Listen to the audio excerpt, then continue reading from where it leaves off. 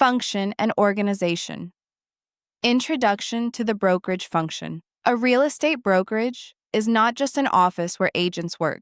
It is an organized business system built to create, manage, and complete transactions. Everything the brokerage does, recruiting agents, supervising licensees, maintaining compliance, and supporting transactions, exists to bring buyers and sellers together and earn compensation through successful closings.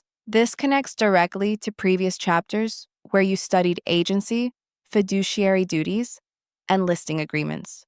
Brokerage is the engine that puts those concepts into motion. The core brokerage activity, affecting a transaction. A brokerage earns income by bringing parties together for a sale, purchase, or lease. The broker is compensated when a ready, willing, and able buyer, seller, landlord, or tenant completes the transaction. For example, a home listed at $600,000 with a 6% commission results in $36,000 of brokerage revenue when the transaction closes. Every task, marketing, lead generation, negotiation, contract writing, supports that one goal, successfully closing and being compensated. Broker cooperation and co-brokerage. Most transactions involve two brokerages, one representing the seller, one representing the buyer. When they cooperate, the listing broker shares the commission with the cooperating broker who procures the buyer. If the MLS shows 2.5% co-broker compensation, any licensed broker who brings a buyer earns that amount. Cooperation increases competition, expands exposure, and benefits consumers by connecting as many buyers and sellers as possible. Multiple Listing Services, MLS. The MLS is the shared marketplace of modern real estate.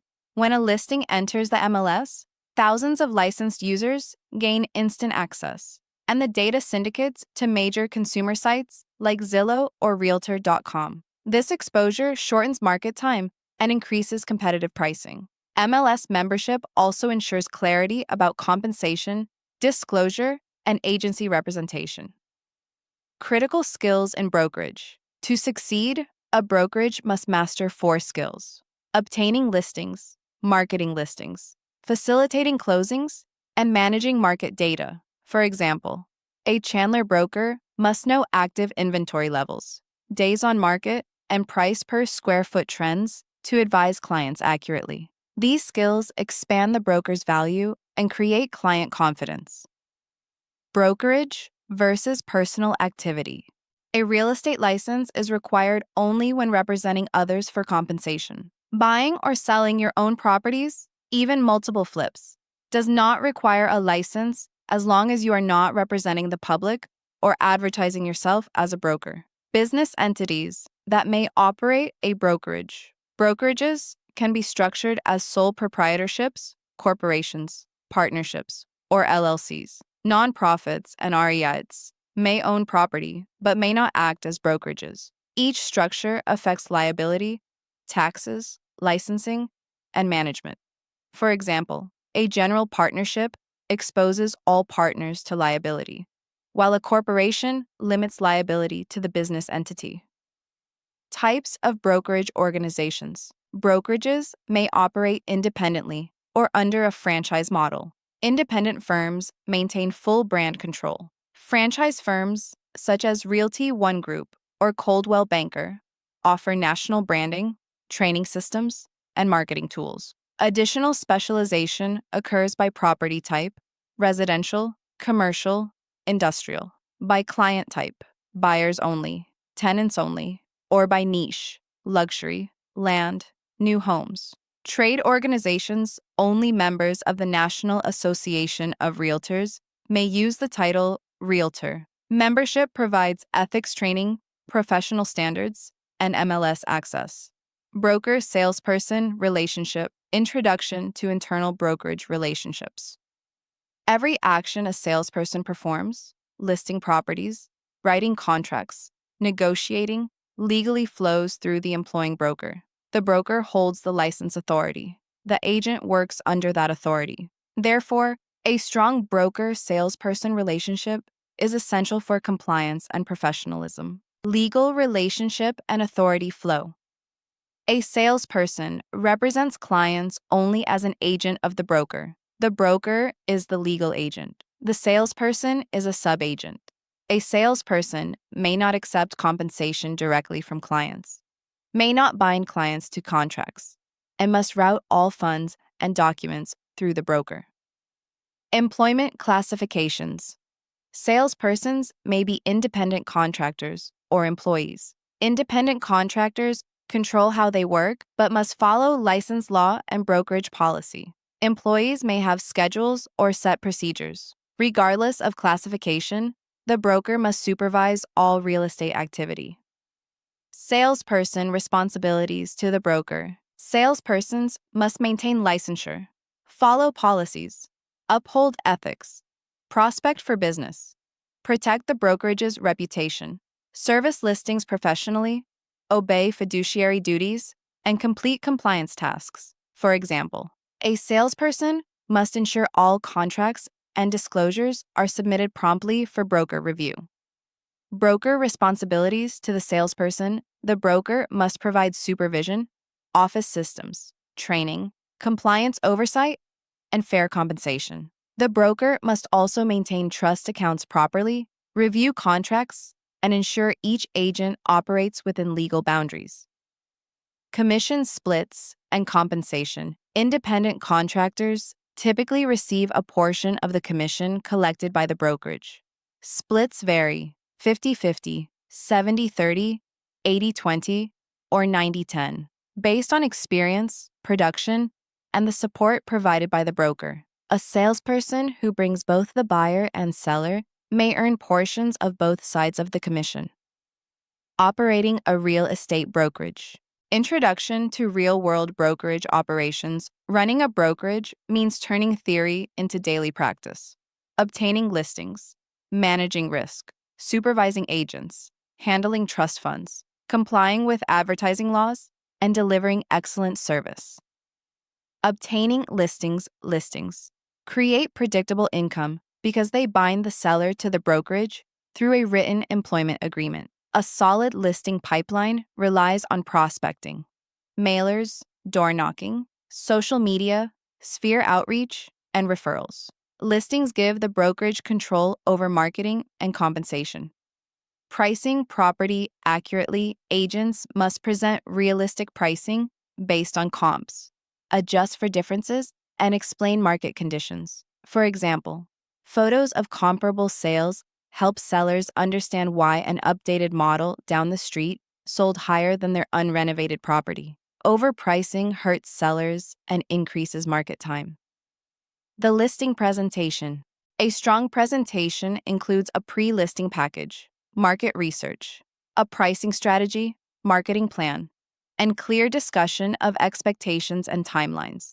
Agents must listen carefully, ask strategic questions, and build trust while being honest about market realities. Marketing the listing. Marketing includes professional photos, staging, MLS input, social media, virtual tours, broker tours, and open houses. Agents must gather feedback and communicate with sellers regularly. Offers and pre-closing management agents prepare offers, present pros and cons, verify financing, deliver earnest money, coordinate inspections, track timelines, and maintain communication with all parties. The highest price is not always the best offer.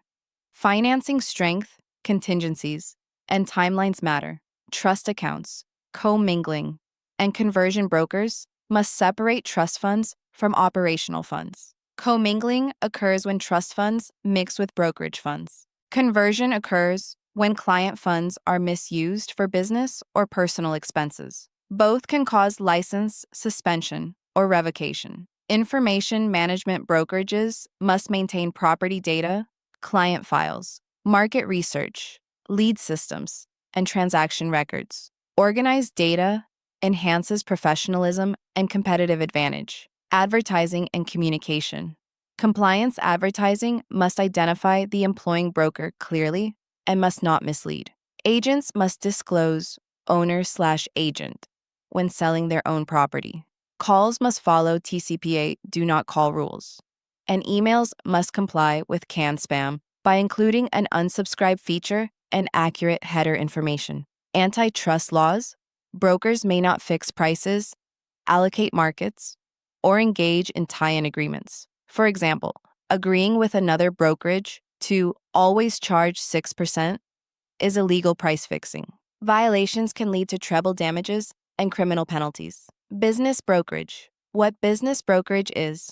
Business brokerage involves selling and operating business, including real estate, equipment, inventory, goodwill, contracts, and sometimes employees. This requires more analytical and legal knowledge than standard residential sales. Asset sale versus stock sale. In an asset sale, the buyer purchases selected assets, not the business entity itself. In a stock sale, the buyer purchases the entity, including all liabilities. For example, in a stock sale, the buyer inherits prior debts, pending lawsuits, and tax obligations.